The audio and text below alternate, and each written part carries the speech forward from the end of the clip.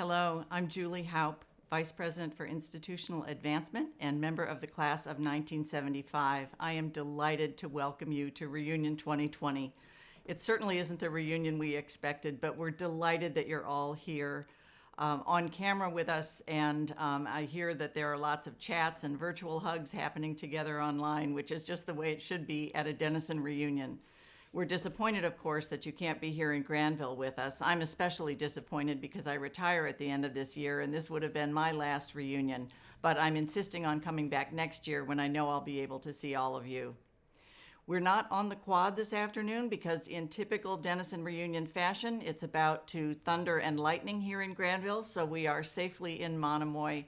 And I am delighted that I have an opportunity to introduce you to Lori Anger, who is our new Director of Alumni and Family Engagement. Alumni and Family Engagement is now officed in Monomoy. And Lori is going to talk with Adam Weinberg, taking some questions from you, some that you've sent in and some that you may pose this afternoon. So I'm going to turn it over to Lori and welcome you and congratulate you on Reunion 2020.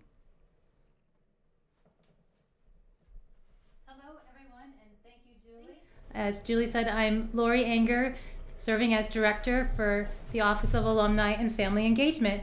So, as she said, despite the sun you see around us, we were expecting thunderstorms that certainly reflect our mood, our sadness for not being able to be together during reunion this weekend.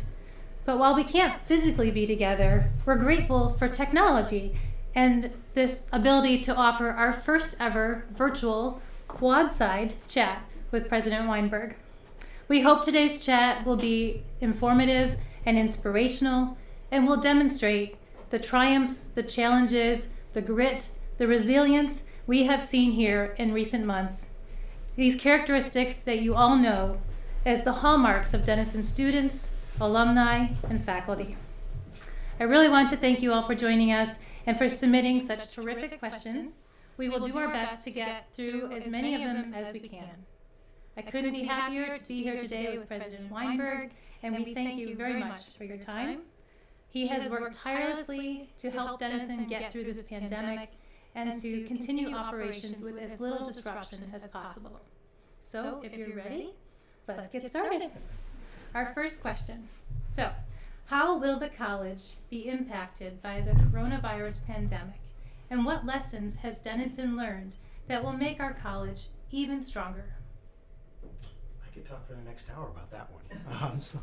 I would say a couple things. One is, we've already been impacted. We had to empty the campus out. We went to remote learning. It was a hard end to the semester. It's not anything that any of us expected. It's not anything that we wanted to do, and quite frankly, I hope it's not anything we ever have to do again. Having said that, I would say a couple things. One is our faculty and staff stepped into that unexpected place in just remarkable ways. You would expect that of the Denison faculty and staff, but they were truly remarkable in their ability to keep the semester going. I think our students were spectacular. I think our students were so resilient and managed to kind of finish up the semester in ways that they have a right to feel deeply proud of. I was inspired by it. I will say that we're fortunate. If people are reading the news right now, there's just a lot of stuff out there about how hard hit colleges and universities are going to be by the COVID crisis. And I think that's true. I think it's very possible that higher education will be among the hardest hit sectors of the economy, probably along with retail, travel, leisure, and some others. But having said that, Denison entered the crisis remarkably healthy financially and organizationally. We are finishing the 5 best years in Denison history in terms of student recruitment, and despite COVID, this was the best admissions year in Denison history. Since we launched our strategic plan in 2015, our applications are up 85%. We wanted to have about 650 deposits for the incoming class on May 1. We had 670. So we entered with strong admissions. We are finishing, thanks to many, many, many people on this call, the largest fundraising campaign in the college's history. So we just entered it in a good financial place. We will get through this crisis, and Denison will emerge at the other end strong and healthy. And I think there's going to be 2 parts to it. One is, I just think we have to be realistic that next year is going to be a fluid year. It's going to test our ability to be agile and adaptable, but we'll do it, and we'll do it the Denison way. And then the second is, I think we can expect that COVID will challenge higher ed next year and the year after, and then a new normal will emerge. And I feel very confident that not only will we get through the next 2 years based on our financial and organizational health, but we'll emerge the other end even stronger than we went in.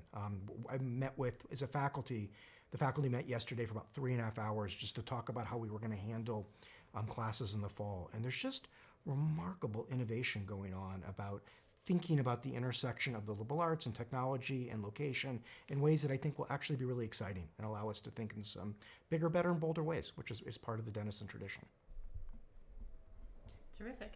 Well, we've had a number of people ask questions about our students, obviously. But let's start with the class of 2020 who just graduated.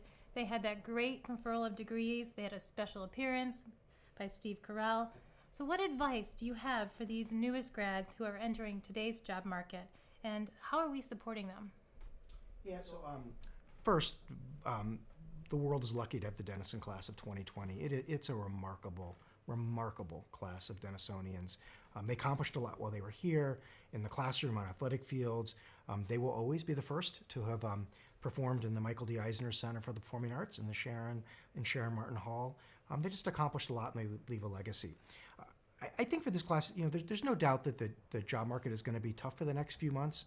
But I actually think the Denison network has really stepped up in the last couple weeks, and we just have a lot of alums and, quite frankly, a lot of parents who have offered to provide coaching, to set up virtual internships, and to be good guides to our students as they prepare for the job market.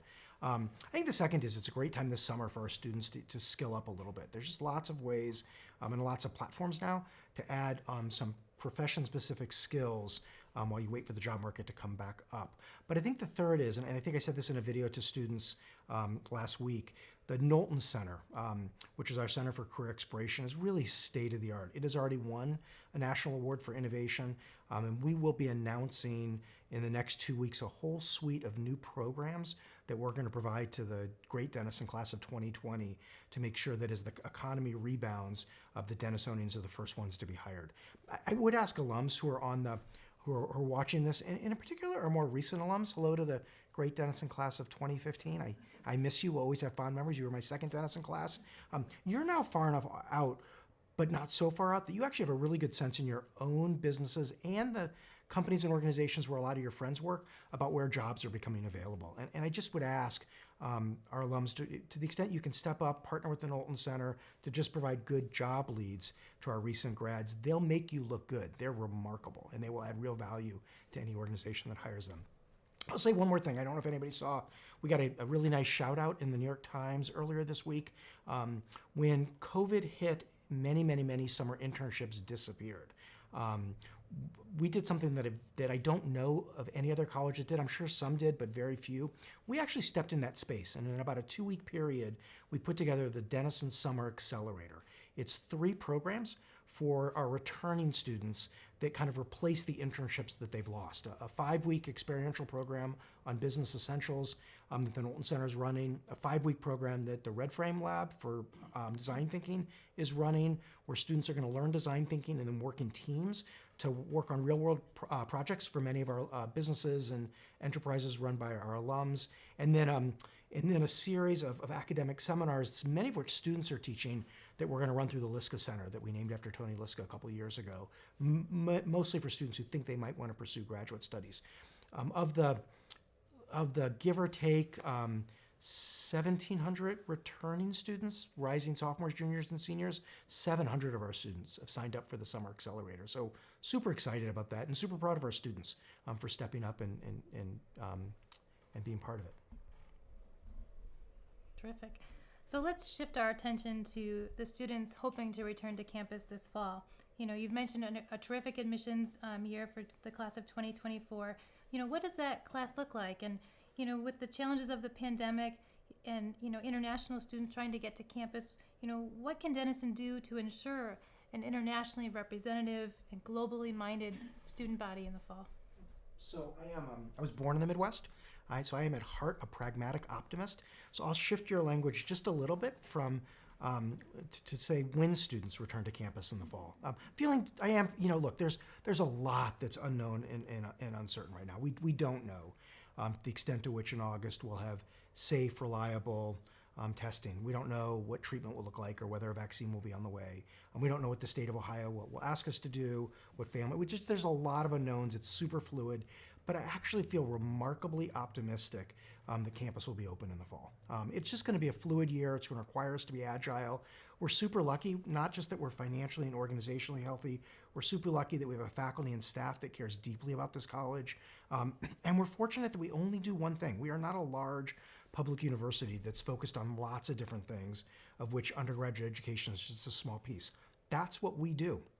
All of our effort, all of our time is focused on making one thing happen, which is giving 2,400 of the most amazing college students you'd ever want to meet a life-shaping liberal arts education. And so I feel good about, optimistic that we'll be able to open the campus in the fall. But it's going to be fluid, and I suspect it's very possible of some students here and maybe some students who aren't able to return to campus, and we're going to have to meet the needs of all of our students in new and different ways.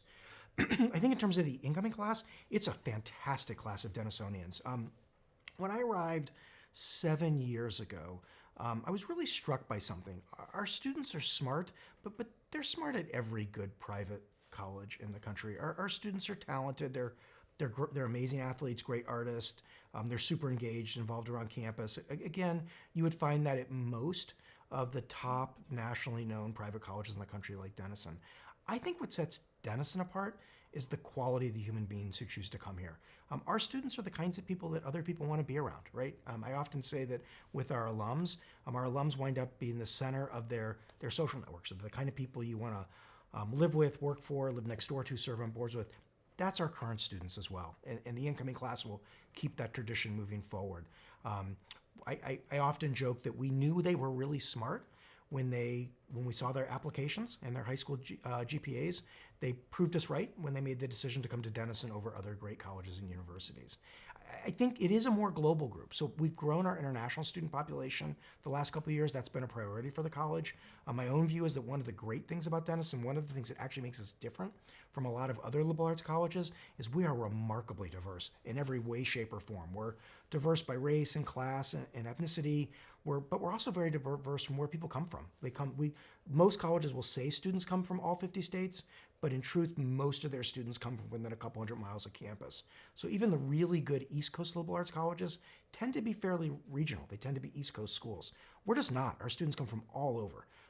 And about 15, 16, 17% of our students the last couple of years have been international students, and that's really added to the richness and the vitality of campus. That will likely be challenging in the fall, as we just have students who either have a hard time getting visas or can't get airplanes back. We'll deal with that, but we'll work our way through it and make it work, and we'll make it work the Denison way. Terrific. Well, a minute ago you mentioned the arts. So now more than ever, we've seen the important roles the arts play in entertaining and educating and bringing together the masses, right? So how does Denison envision the Fine Arts Division moving forward in a potentially new normal? Yeah, so there were so many highlights from this last year. Amazing academic highlights of just great senior capstone papers and prestigious awards that were won. Some amazing highlights on the athletic field across the board. I'll give a special shout out to our swim and dive teams, both of whom finished #1 in the country. But the opening of the Eisner Center and Sharon Martin Hall was a huge highlight for me. If people have not seen it, it's a 108,000 square foot facility, so it's large, co-locates theater, music, and dance. Depending on how you want to do the math, we have 6 or 7 performance spaces in there. And there were just these amazing nights in the fall, especially on the weekends, when you would walk in and there could be 2, 3, 4 different student productions going on, a play, a concert, a dance recital, students doing things in the hallways. It means the whole arts quad has really come alive. This is a college that's always dripped in the arts. That's not new for Denison. We have very, very long and proud traditions in theater, music, dance, cinema, studio art, creative writing, art history, the list goes on. But now we really have the facilities. And having the Eisner Center for the Performing Arts across the street from the Bryant Art Center for studio and arts, and then having the residential living and the cinema house, it's super, super, super exciting. And it really positions Denison to become really the top liberal arts college for arts-oriented students who don't want a conservatory. So if students want a conservatory, that's great, and there's lots of places that do that. But we uniquely become a place where you can come and pursue your artistic passions at the absolute highest level while also majoring in anything you want to major in, or actually working across the arts. We're not a place where you come and you only get to get on the stage if you're a theater major, or if you do theater, you can't do music. This is a place, thanks to our faculty, where the arts are colliding. We're doing interdisciplinary work, opening up opportunities for students, and where students get a chance to kind of mix and match it in different ways that's just unique. And then you layer on top of that, for people who have not been back to Denison in a while, the growth of Columbus, which has also become an arts-oriented city. The new highway puts us 25 minutes to downtown.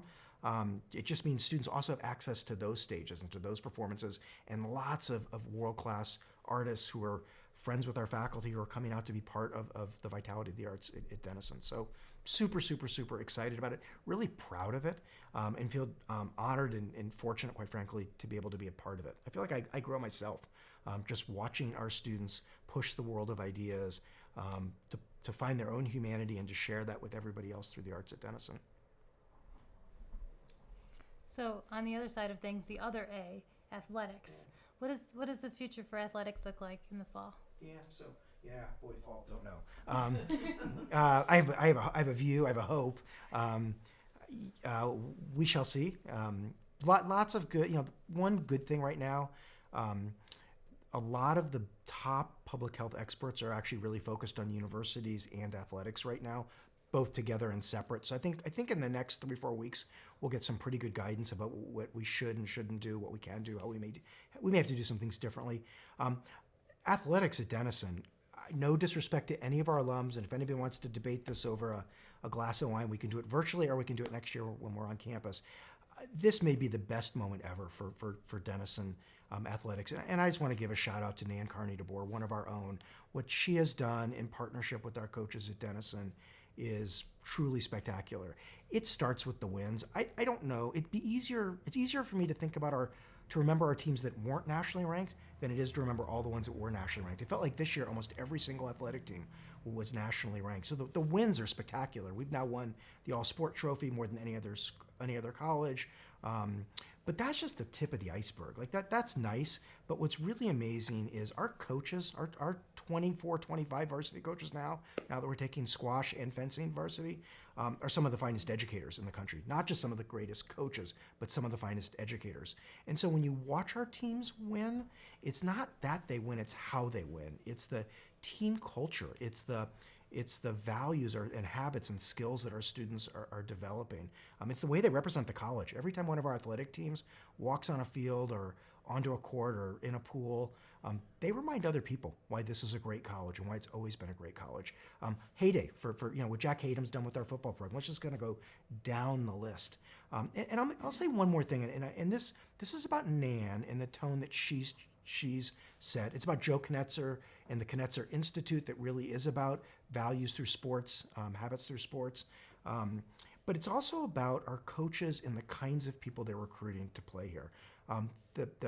The people coming to Denison to play athletics are remarkable human beings. It's not that they're just great students. It's not that they're just great athletes. It's not that they're great student athletes. They're great human beings. They're just people we're deeply proud to call Denisonians. So I will say to any Denison alum out there, if you have a business, for-profit, nonprofit that you would like to see grow and be healthier, hire one of this generation's of Denisonians. They will make you look good and you'll be glad you did. So on that very note, with all these changes, potential changes, new situations, what are some of the best ways for alumni to support both current students and our recent graduates? Yes, I would say a couple things. One is clearly on the job front. We as many of you know, because you've heard me talk about it endlessly the last 7 years. When I arrived at Denison, this isn't the presidential way to say it, but I was blown away by the quality of the education, both in the classroom and around campus that our students receive. One of the things we've really focused on the last 5 years is to really put our flag in the ground and to do a better job than any other college in the country at preparing students to launch into careers and lives. It's just a priority for the college. It's something this college has done historically well. but it's something that is becoming harder, more competitive, and something, quite frankly, that a lot of families and students are asking colleges and universities to do in bigger, better ways. And so part of that was with the Knowlton Center for career exploration. If you haven't gotten on the website, it's worth taking a look at. Part of it was the new academic majors we launched in global commerce and data analytics and health, exercise, and sports studies, finance, narrative journalism, to be joined next fall by politics and public affairs that will connect with the State House in Columbus, and a new program in global health. Part of it's the work going on across the curriculum by our faculty and then around campus. But alums have been super helpful in the career exploration space in a couple different ways. One is just offering advice, helping us understand what's happening in your profession and in your organizations so we can close those skills gaps and make sure our students have the experiences that they need to be able to show up and be successful. The second is just providing internship opportunities. Internships have become so important. We're spending about $1 million most summers supporting students doing career-related activities. So support our internships. A lot of you have stepped up through Wiser and become coaches and mentors for students, just helping them learn to navigate this process. And our recent alums as well. We're really focused on alums those first 5 years out. So anything in the career space, continuing to connect with the Knowlton Center is huge. I think the second is in admissions. Just helping us tell the Denison story. There's so many colleges and universities out there. It gets super hard for students, for prospective students, high school students, to be able to differentiate between what's real and what's just marketing. And I think anytime our alums can just share their Denison story with people who have kids in high school and or high school students, that's super helpful for the college. Encourage them to look at Denison.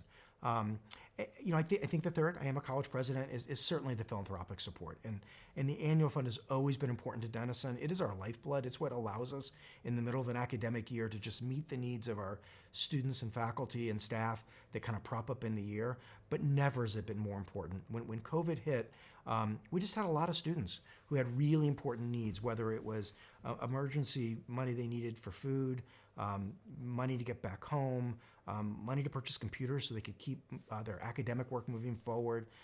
We're spending a lot of time and energy right now supporting our students. And 60% of this generation of Denison students come from lower income, middle class professional families. And so the annual fund is hugely, hugely, hugely important. So that would be top of the list. Knowlton Center, helping us with admissions and telling the Denison story. And then third is the work around the annual fund and philanthropic support. So, speaking of our alumni, many people watching right now want to know about reunion and what are our plans for next year. When can we make up missing this weekend? Yeah, for me, this is always one of my favorite weekends every year. There's just, Denison's not a complicated place. It's about the people who come here, the relationships we form, and the way those relationships shape our lives. And reunion brings out all that magic. It's watching people come back who have remained friends for decades. It's watching people come back and reconnect with people they'd lost touch with. It's especially for the 40 and 50th reunions, watching people form friendships with people they'd never had a chance to get to know at Denison. It's our current students who stick around to help with reunion, getting to know our alums and seeing the pride and joy in our alums' eyes when they hear the current generation of students talk about their Denison experience. So we will do this today. This is great, but this is not reunion. So our plan is to run this year's reunion concurrently, but separately with next year's reunion. And what I mean by that is we will all be on campus together, but reunion classes deserve their own reunions, their own celebrations. And so we'll do double duty next year. We'll do twice as many meals and twice as much beverages and all that kind of stuff. And while there's loss, there's also gain, right? Silverstein Hall, which is our new residential hall, will be open. The stairs that connect the A quad with the Arts quad will be redone, and there'll be all kinds of other new stories to talk about the wonderful ways we got through next year. It's really exciting. So speaking of reunion, we would be remiss if we didn't take a brief moment to recognize the 2020 Alumni Citation recipients who would have been honored tomorrow. While we have every intention of properly honoring them at the rescheduled reunion, we'd like to recognize them by name now. So our deepest thanks and appreciation goes to Amy Judge Preen, Bill Hewins, Judy McJunkin, Peter Matthews, Richard Rowland, Scott Trumbull, Skip Nordoff, Susan Ray Marquardt, Tim Ewing, and Walter McPhail. Thank you all very, very much. So we have just a few minutes left, and we do have some questions still coming in. So let's tackle a few more. So how is the Denison community in Granville doing? It's been hard. As a college president, I think about a lot of things, one of which really is our impact on the local community. There's a lot of people in Granville and throughout Licking County who count on Denison for employment opportunities. We have 800 people who work at the college. A lot of the businesses downtown really count on student business. They count on families visiting, prospective families. So it's been hard. The economic loss in this part of Licking County has been hard. And I think there's a lot of fear about what summer and fall might hold, quite frankly. I would say the other piece of it is when we needed the Granville community the most, the Granville community really stepped up for Denison. So when COVID hit and we had a lot of students who just couldn't get home, the Granville community opened up their own homes.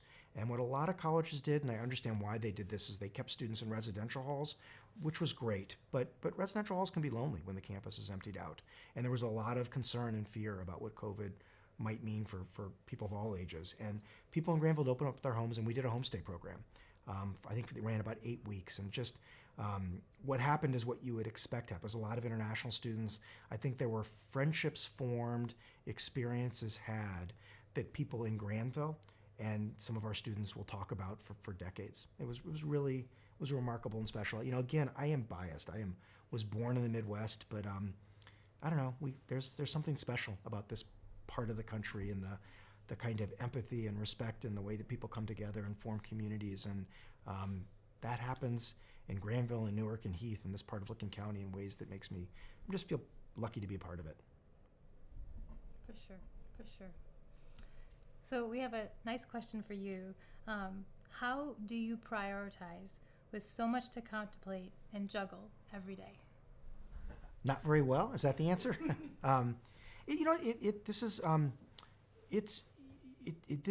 That's where to start. It's probably been the hardest part of the last 2 months because literally, when COVID first hit, it was a crisis. And it is not unusual for Denison to go through crisis in April. Anybody who's been on our campus knows that we have our April, there's always something that happens in April that's unexpected. And we deal with that. We were prepared to deal with that, and we did this year as well. But this year felt like dealing with hundreds of crises at once. What got more complicated was once we got through that immediate crisis, every part of our work was disrupted. So we had to, on the fly, in the middle of a semester, figure out everything. How are we going to teach remotely? How are we going to keep paychecks coming? How are we going to deal with facilities issues? I mean, just the kind of list went on and on. How to deal with the financial implications. How to communicate effectively, internally and externally. So it's been complicated.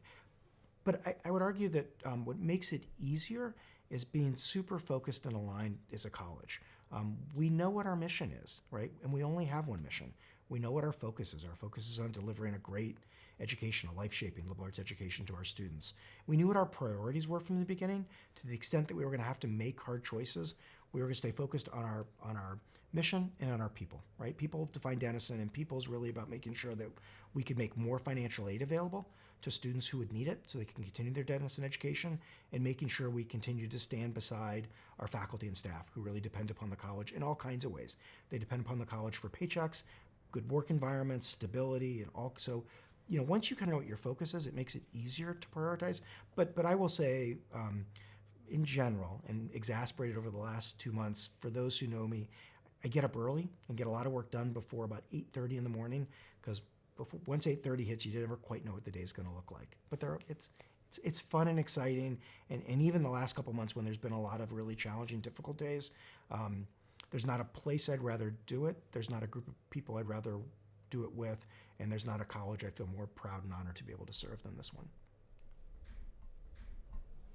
So as we wind down into our final question, what would you say are you most proud of over the last couple months?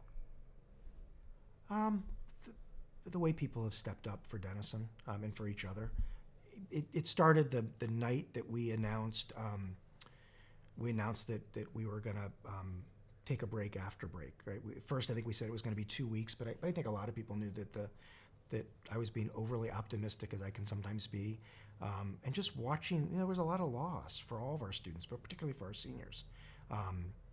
And watching the way our students came together to just support each other, just spontaneously, was not surprising, but it was inspiring. Watching our coaches go the extra mile, it sounds silly, but watching our coaches go the extra mile as we were emptying the campus out to give our athletes one last game. We think we may have been the last college in the country, or one of the last few, to actually play a game this spring. It sounds silly, but it meant a lot to our athletes. Watching our faculty, who many of whom were struggling because their kids were at home from school as schools were canceled, or they had elderly parents or partners with a range of issues. Watching our faculty with all kinds of other things on their plates really step up to find a way to deliver what we do, the Denison way, a high-touch, high-quality education remotely, and then really being there for our students with office hours, with personal phone calls. Watching our student development staff, right, our admissions team, all the ways that, when we couldn't, we've always said at Denison that April visit days is hugely important in recruiting next year's class because people have to feel Denison. Well, we couldn't do it this year. And so all the alums and parents who stepped into that space and called students, just everything, there was a lot of different stuff, but beneath it all was Denisonians stepping up for each other and stepping up for the college. And that just, that's not surprising to any of us who have been part of this place, but it just made me proud. And it made me feel lucky, just lucky to be part of it all. Well, with those wonderful comments and inspirations, I think we're going to call it a wrap. We'd like to thank everyone who has joined us online today for this Quadside Chat, and we look forward to seeing you on campus as soon as we can, and we look forward to planning an exceptional reunion for you next year, next June. And I'd like to thank President Weinberg for being with us today, and Julie for being with us, and we want to wish you all a wonderful weekend, and we'll talk to you soon. Thank you.